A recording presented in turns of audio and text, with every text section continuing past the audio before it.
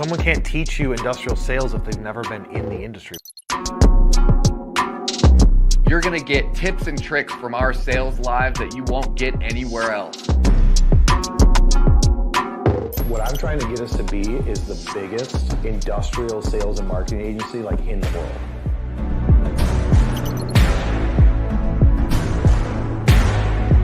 We're not playing for average at all, ever.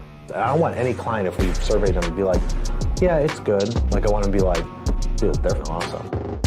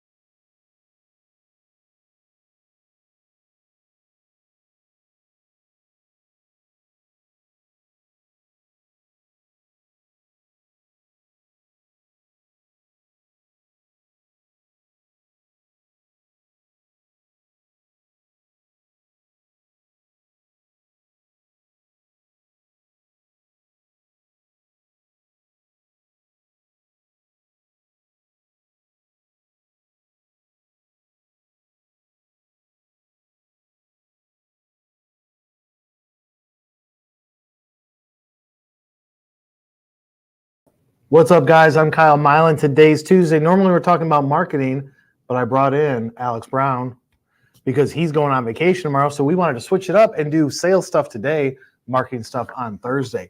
Those of you that are new to the content, head over to YouTube, subscribe. We've got over 1,600 videos talking all about industrial marketing and industrial sales. And for those of you that have been following our content, you may notice we got a little new setup here. We got 4 cameras.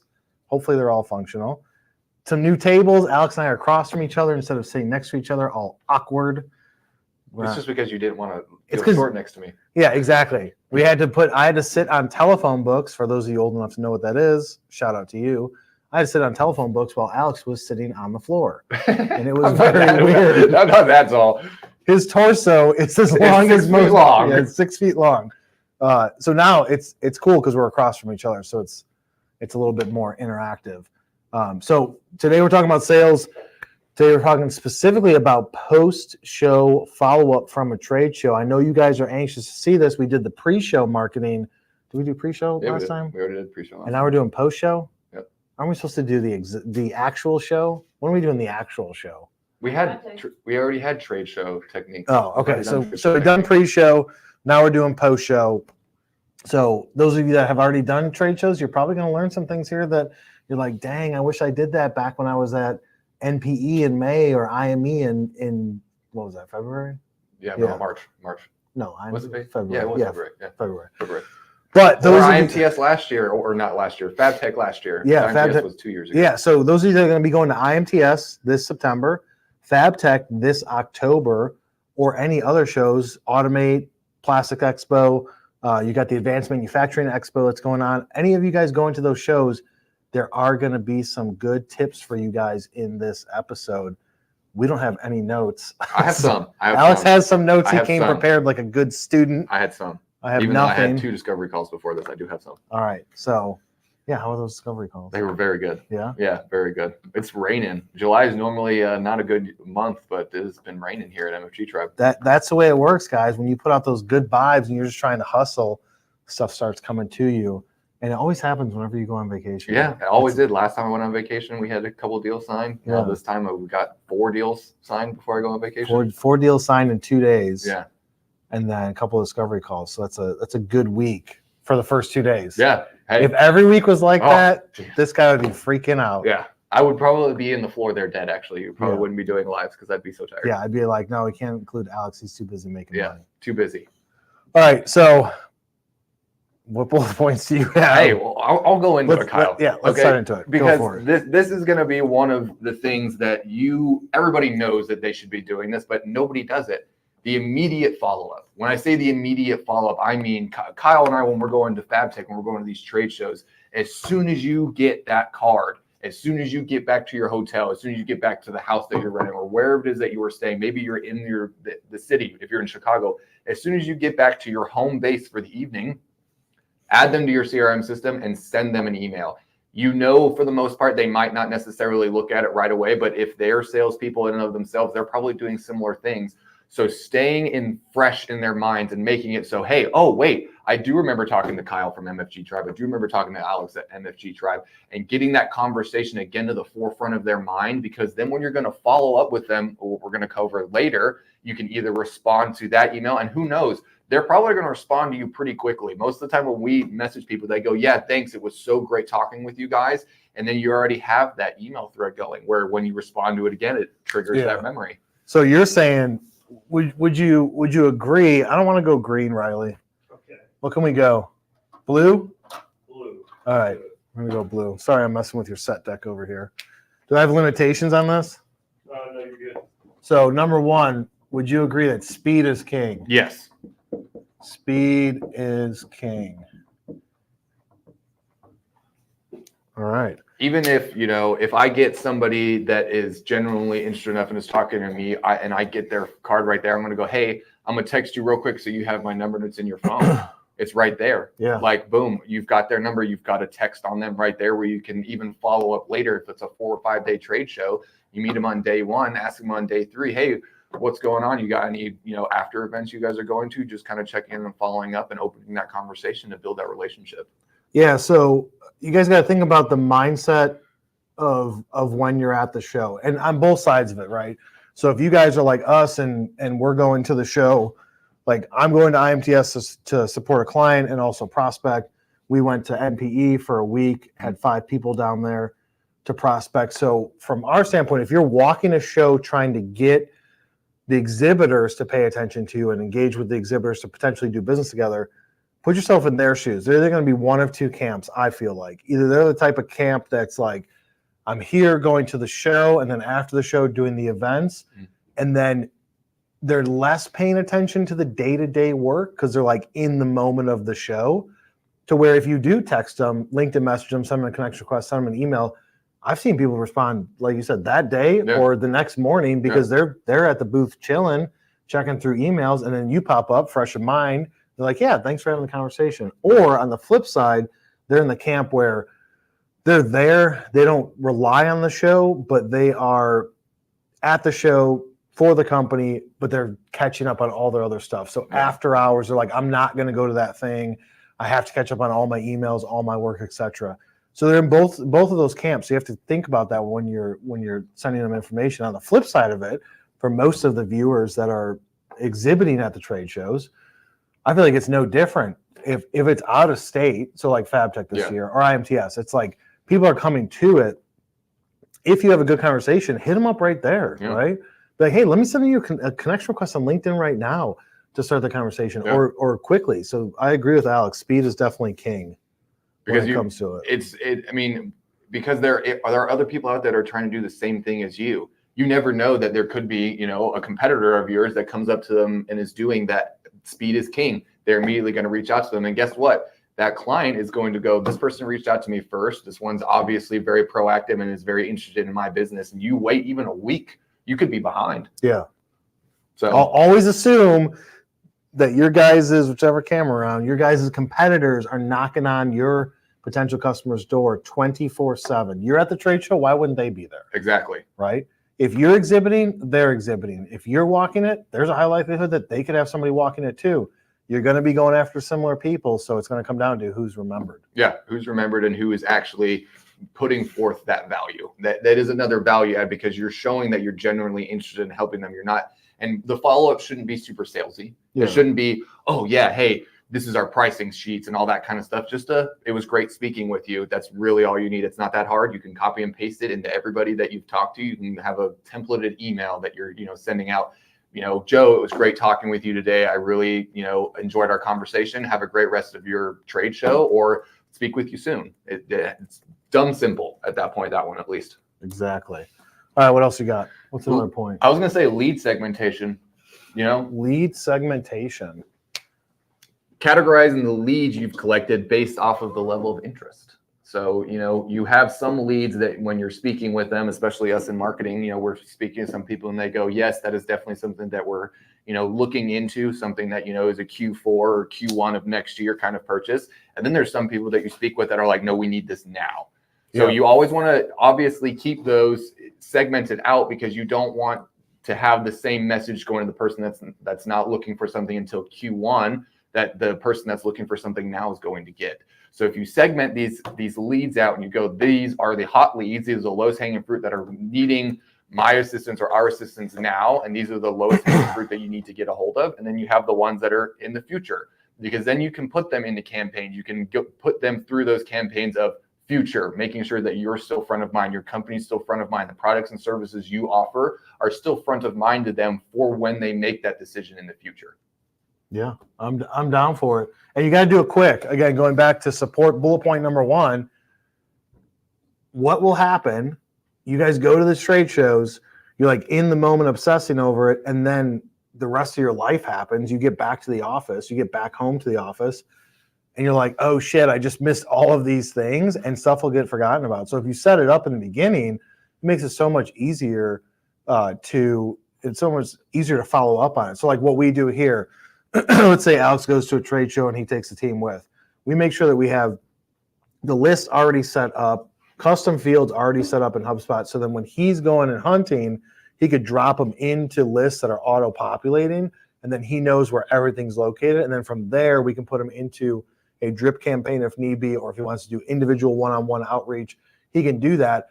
And then we have it to where we can go back to it and say, okay, when's the last time there was a touch point of this person? Let's put them into these things, or I need to follow up with this person. I'm about to close a client probably this in the next week that I originally talked to at FabTech 2023. One of my main leads that I got for myself was this company. It's been almost a full 12 months, and that's how much chasing I had to do. I've probably had, I don't even know, 30 to 40 touch points, and had two or three meetings with them with like 30 to 40 touch points to get them to this point to then close them. I mean, it's all in that follow-up. But if you have it organized, and you can be like, oh, no, it's Wednesday, maybe you do time blocking. It's Wednesday, it's trade show time to follow up my leads, or every day at 12:30 I check my leads from the trade show. But if you don't set it up, if you don't categorize it, then you're just going to be completely confused. Come on into the studio. Don't even worry about it, man. We don't get distracted here. Were you eating curry? No, wings. Wings? Oh, that's what it Okay. was. Alex was like, smells like some curry going on. Smells like something good. What kind of going on out wings? there. Lemon pepper, Okay. Oh. original hot. Dang. Teriyaki, I think. Have you eaten man. yet? No. Oh, keep talking about that food, making him all messed up. It's 2 p.m. It's 2 p.m. and we still haven't eaten, or I still haven't eaten. You haven't here. eaten. I pounded some frozen sandwiches. Yeah. All right, what else you got, man? I'm gonna go with the next kind of thing. It kind of ties into some of this. Is some personalized communication. You got to personalize the communication that you're leaning out there. We've got the categorizing leads. We've got that speed is king that you're trying to get out there as fast as you can. But personalizing the communication that you are sending to these clients, especially the second one. If you're going to send a good, hey, it was great meeting you at this trade show, that's pretty generic. The next touch point that you should really be, reaching out with is what you guys discussed. Hopefully you guys are somewhat, paying attention to their problems, their pain points, asking them questions so that you can come up with them with a solution, handing them some sort of value add. Hey, look, we had this discussion.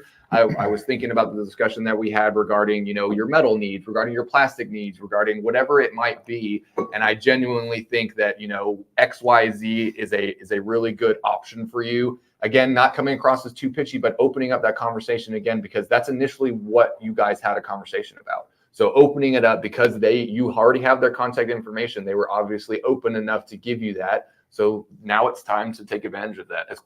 Speed is king, as quickly as possible. Yeah, I mean, a lot of you guys I feel like you get too focused on it from an outbound standpoint with sales. Is like, oh, it's got to be personalized. Like if I say the company name, you're listening to all the B2B, B2C people that are like, if you mention the industry, the company name, your percentage to convert into a potential sales qualified lead increases by 368% or some BS thing. Yes, sometimes that may be true.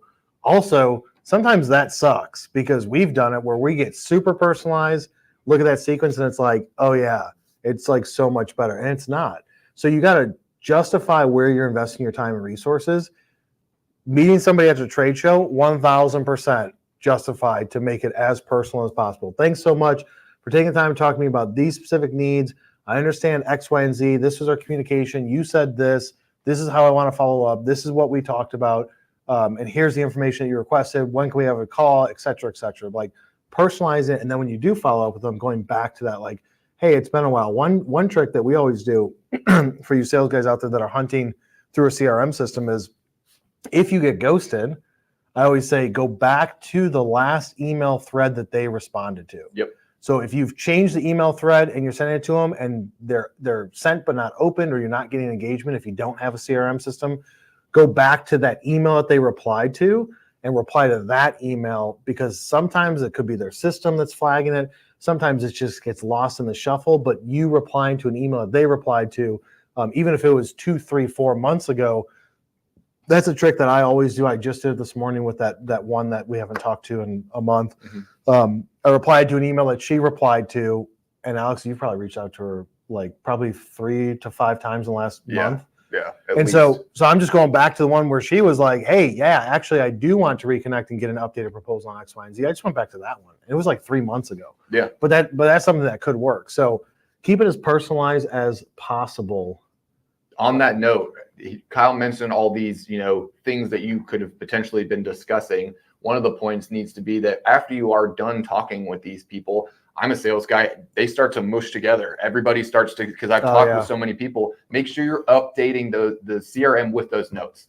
Kyle taught me a thing. I didn't really, it's a very simple thing, but write some notes on the back of the business card. If you look at our business cards, we have notes on the back of the business card. As soon as I'm done, we turn around and we go, Kyle's like, I need to write it down. And I'm, his table, and he's writing down the notes of what discussion he has, because then when he goes back or we go back, I do the same thing. When we go back to our CRM system and I'm implementing these, I flip around the card. There's a little bit of notes of what we've talked about. I put those notes now into the CRM system.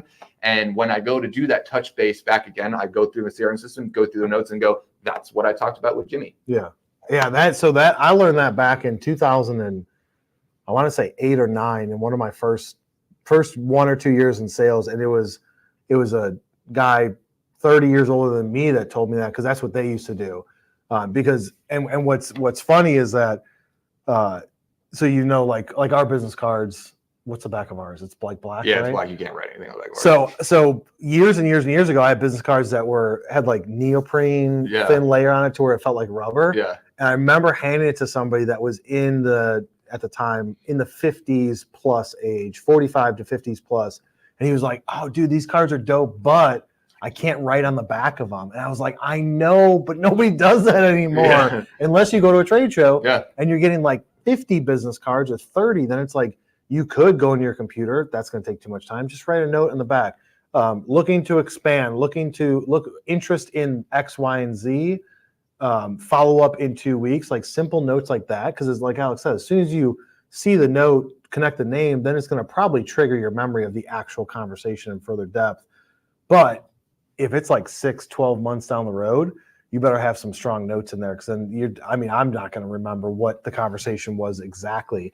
But yeah, the old writing on the back of the business card trick, that came from the old school days of it always being white cardstock, thin paper. You can write all over it. And nowadays things get so fancy that you can't do it. Yeah, we can't even do it on ours, but it's something that keeping a good, if you get a card from them and you have a notebook, just having a notebook where you're like, okay, hey, shoving the notebook in there, write the name real quick of what it is, because you are going to forget. And it is one of the things if you remember something small that they talked about and you relay that information to them and you remember talking about that, you will be the sales guys out there that are hunters, you bring up something that they have casually mentioned that was a pain point of theirs, and you come up with a solution to them. They are very highly, more susceptible to actually purchase from you. I don't know why that was such a difficult. I haven't eaten it today. They're more susceptible to buy from you because you're offering them a value. Yeah, you got to build that trust, right? Yep. So we got to have trust. I saw that there's a hotspot. Where's that hotspot at, Riley? Is it like right here? Yeah. roughly? Yeah. No. We're gonna put a no there. Don't Right there. right there. But it's all about building trust. And you can't build trust if you don't remember shit. Nope. It's that simple. Yes, Because they're gonna think that you're not important. exactly. All right, what's number 4?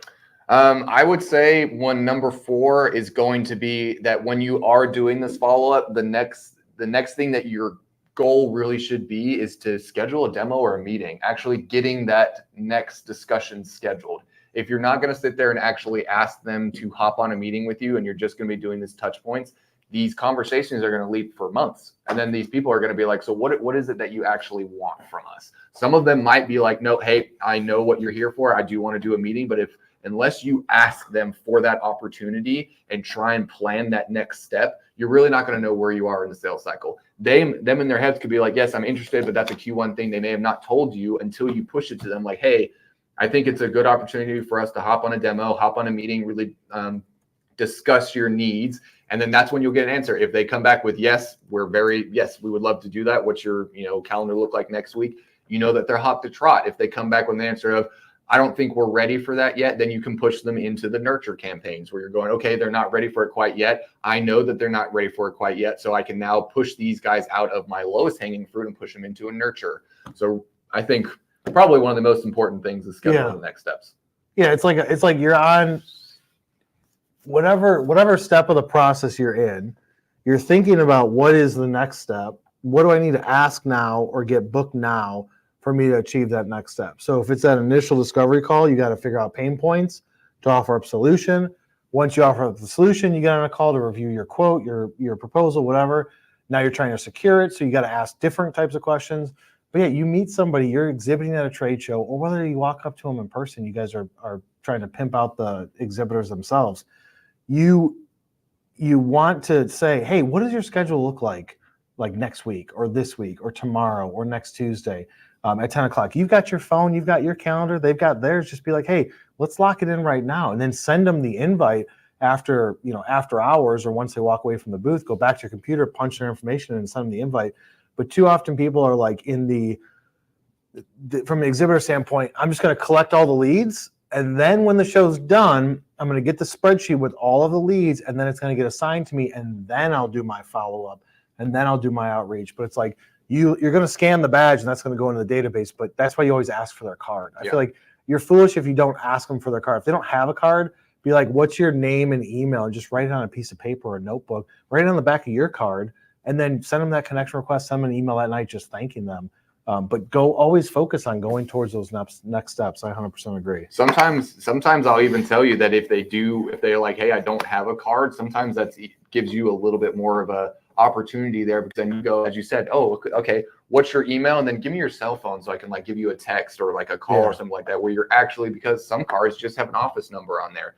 If they give you that option, make sure you're trying to get that cell phone number, because a lot of people might not give it to you, but if you've had a good enough conversation and you're offering them some sort of value, they're probably very more willing to give you that cell phone number, because they know if he does hit me up, it's for something that I need and he's providing value for me. Exactly.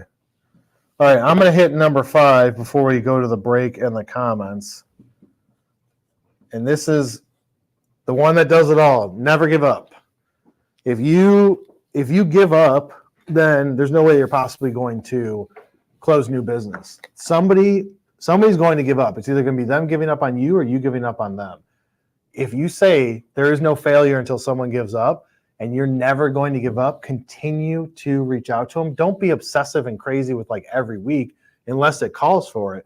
But putting them in that pipeline, I'm trying to close deals that are 2.5 years ago didn't get the deal not because they didn't pick us.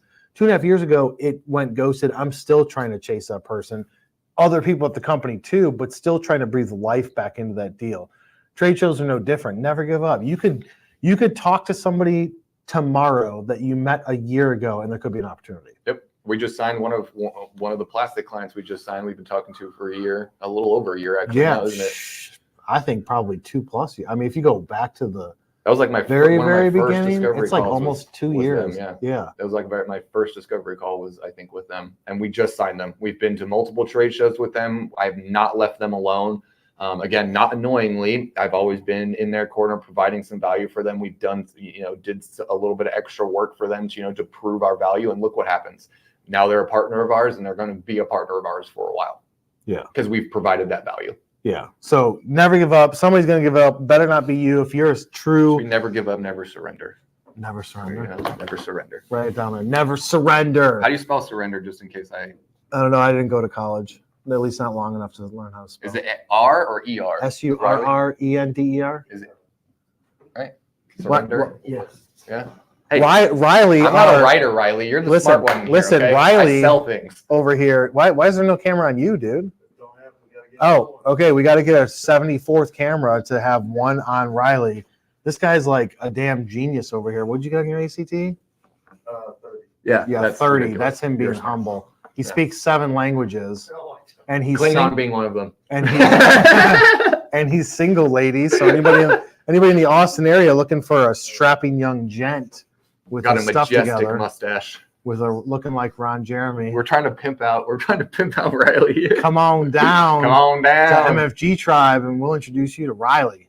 Our most Get you eligible some bachelor. dates. Our Is most he eligible bachelor. Huh? What about Palmer? Oh, Palmer's very eligible too. We've got 2 very eligible, very single bachelors that will treat you right. Lara's in the back going, dear Lord. All right, I digress. So we're going to take a short break, come back, then we'll talk more about Riley's love life. Yeah. See you when we get back.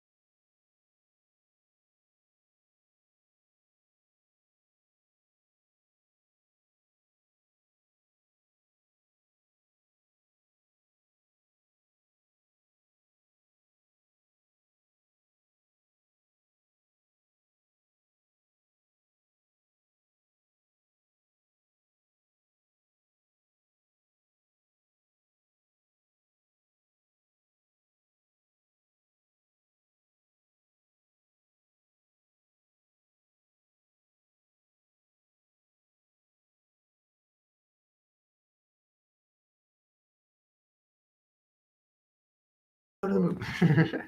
All right, we're back. For those of you that don't think that we went to the moon, put a 1 in the comments and be on my team. I think that thing was all a hoax because we haven't been back since, and we can't go back. Riley's ready to throw hands. Riley's like, I don't know if I want to work here anymore. Riley's First like, we're my talking grandpa about- was the one that went to the moon. I don't know what you First guys are talking about. if it was true, then I would possibly believe it.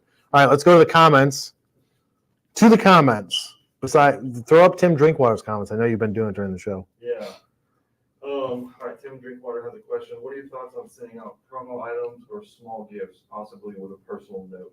Yeah, 100%. 100%. If you can, like, as long as it's a good gift and not like a portable flash drive. Yeah. Like, I feel like those are Like cheesy. a but- Yeti or, something like that. yeah, like check out these. I know you can't zoom in, but like that's some of our swag. That's a full blown Yeti. That's a $34 custom mug that we give to almost all of our clients as we restock and get more clients and bring it in. We send them gifts, but to even people that aren't customers, sending them something, anything, Especially if they're low hanging fruit and Yeah. like, why not? It anything. just Send them a increases box it. of Yeah. cookies. Yeah. Like Everybody loves Tips Treats. Tips Treats is everywhere. So Oracle, big company, right? We would probably never do business with Oracle because we just don't have a need.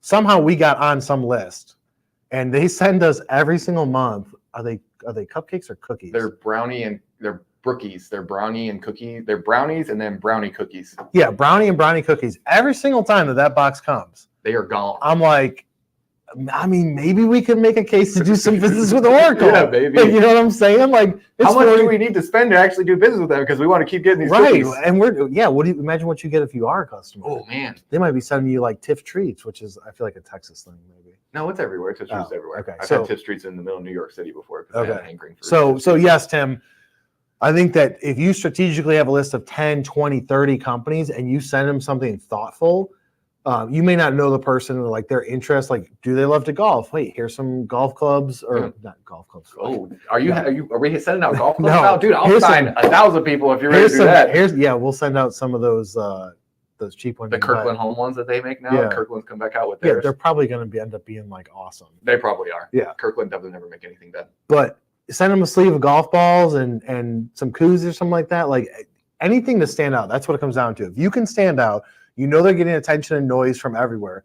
If you can stand out by doing something different outside of the box, send them anything in the mail, because the mail is like dead these days. People just don't get things. We usually never. Like that's why Oracle sends us some.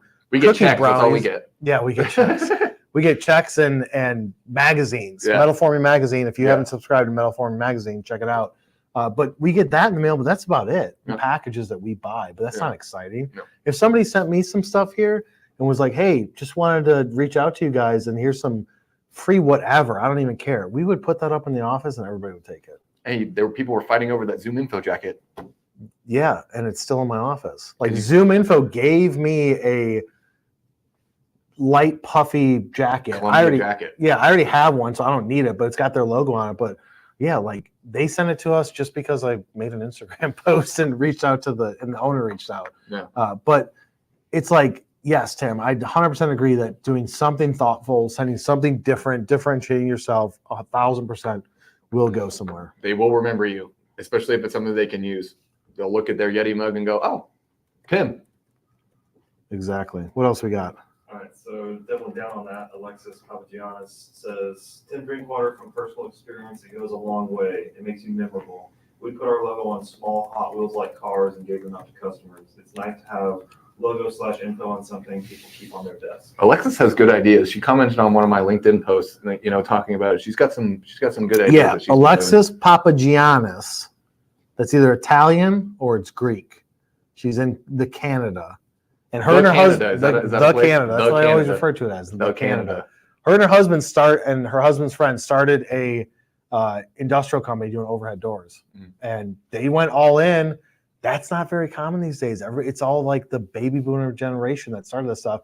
She's going all in, and yeah, Alexis, please send us some of your Hot Wheels, because my kid's obsessed with Hot Wheels and Monster Jam, and we will put that stuff as part of our deck. If you send us anything in the mail, we will include it in part of our deck. Don't be Promise surprised that, if you Riley? get a video later of one of his sons yeeting it at him at the car, though, because Yeah, that's true. They do like Yeah. So she has two follow-up comments. She says, instead of one of your company's eligible bachelors, I'll take an MFG Yeti. oh Okay. Yeah, she's spoken for. And then she specifies in all caps, Greek. Greek. There you go. There we go. My mom's side is Greek, so I'm like roughly half Greek. So I saw that and I was like, she's got to be Greek. Yeah, with a name like Milan, though, you really sound Italian. That's my dad's side. I know, but still, It's, I know it's I know actually you got that Irish. Greek, Yeah, but- I know. Milan, I'm not Italian. I'm Irish, which is like the exact opposite. Yeah. But I would love to send you one. I'm gonna have to check with finance on that because we have a couple clients in Canada, and when we sent them their swag box, it was locked in customs for like 2.5 weeks. Remember that, Laura? And then they finally got it and they loved it, but it was like locked up in customs. So would love to send you something. Let me check with the team. DM me over your info. As long as I'll make a deal, as long as you guys start making videos, then I will send you something to make a video about. Yeah. There you go. There you go. What else you got, Riley? Nothing else. That's so far all we got. All right, that's all we have for right now. Alex is going on vacation tomorrow, so wish him a fun time. He'll be back next week. I'm coming back to you on Thursday to talk about industrial marketing. I don't know what the topic is, but I'm sure it will be good. If anybody's in Vegas and they're watching this, probably not happening, and you want to talk about industrial sales, I will take time out of my vacation to come and talk to you. There you go. Let me know. Anybody in Vegas, message Or anywhere Alex. close. Send me a car. I'll come out and I'll talk to you. Yeah, send me a car. Send me a car. I like limos. I'm just kidding. Yeah, super stretch. Super stretch. Pink. Oh, whoa now. I could get down with the pink with like a pool in the back. That'd be fly. Yeah, Yeah, with that's like like the some- pink Hummer with the like- pool in the back. Like a Barbie limo. Yeah, I'm done with that. I'm done Yeah. with that. That'd be super dope. All right, guys, be sure to subscribe to the YouTube channel, turn on notifications. Make sure to stick around for Thursday's live. That will be 2:30 in the afternoon. We'll see you on the next one. Have a good one, guys.